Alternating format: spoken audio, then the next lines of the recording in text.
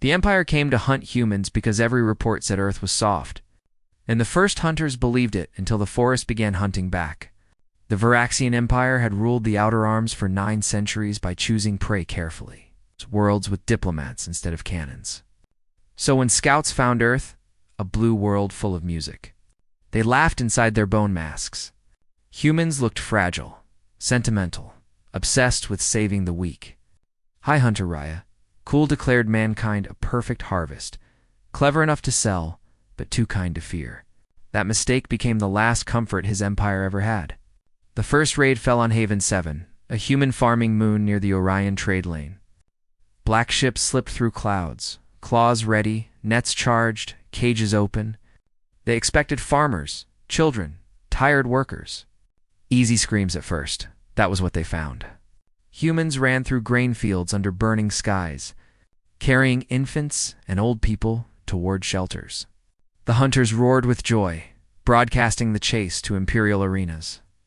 But then one farmer stopped running. She turned in the smoke, lifted a flare pistol, and fired one red light into the clouds. Above the moon, every human shelter opened, not downward, but outward, and the hunters heard howling from the sky. They were not wolves, not beasts, not machines.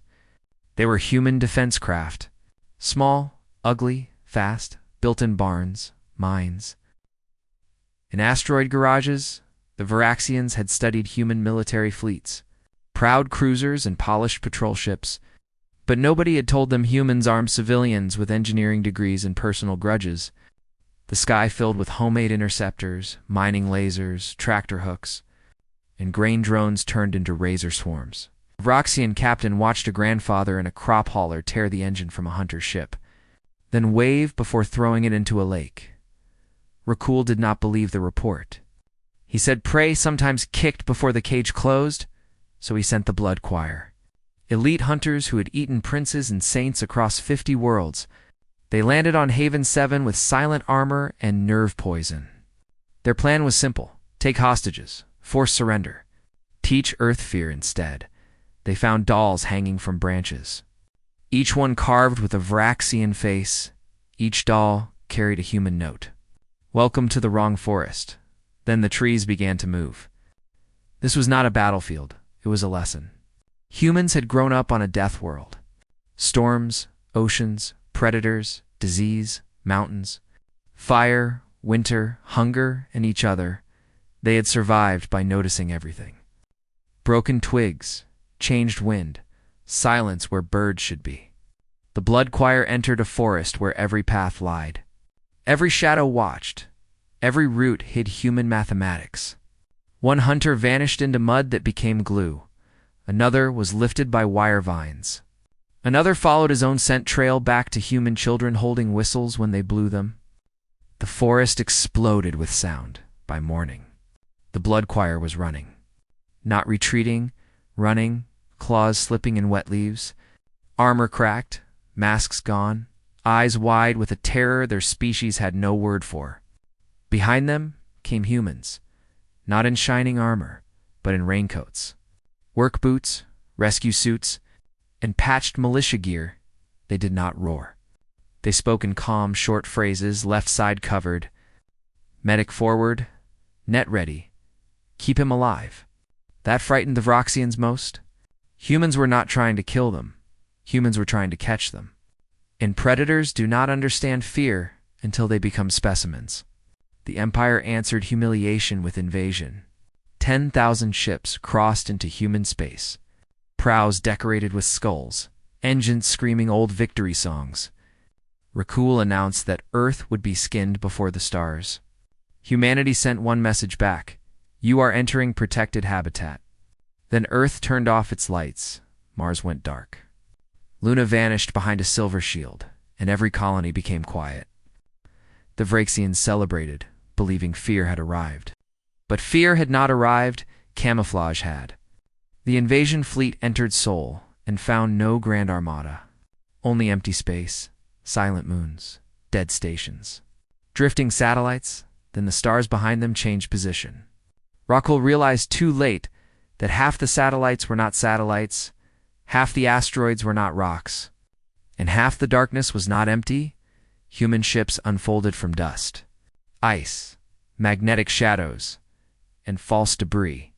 Thousands of them, not elegant. But hungry with purpose, Earth did not fight like prey. It fought like an ecosystem. Every damaged ship became a trap. Every retreat became a lure. Every victory made the hunters step deeper into the jaws. Rakul ordered the harvest ships forward. They carried cages for millions. And humans targeted those first. Boarding crews cut locks. Freeing prisoners from the Vraxians, a child from the Nemiari stood beside a human marine and pointed at the hunter officers. The marine moved the child behind him and said, "Those are yours to accuse." Ours to arrest. Across the fleet, cages opened. Slaves armed themselves, engines failed, captains begged for extraction, and the hunter songs turned into distress calls. Then Hunter Rakul ran, his flagship, the Maw of Glory, turned from Earth and fled toward the outer gate, abandoning ships, soldiers, and centuries of pride. He expected humans to chase with fury. Instead, one human vessel waited ahead.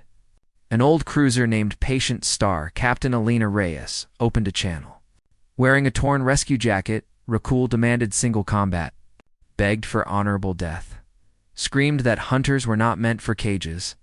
Reyes looked at him as if he were a wounded animal with a knife in its teeth, and said, "No, hunters need trials too."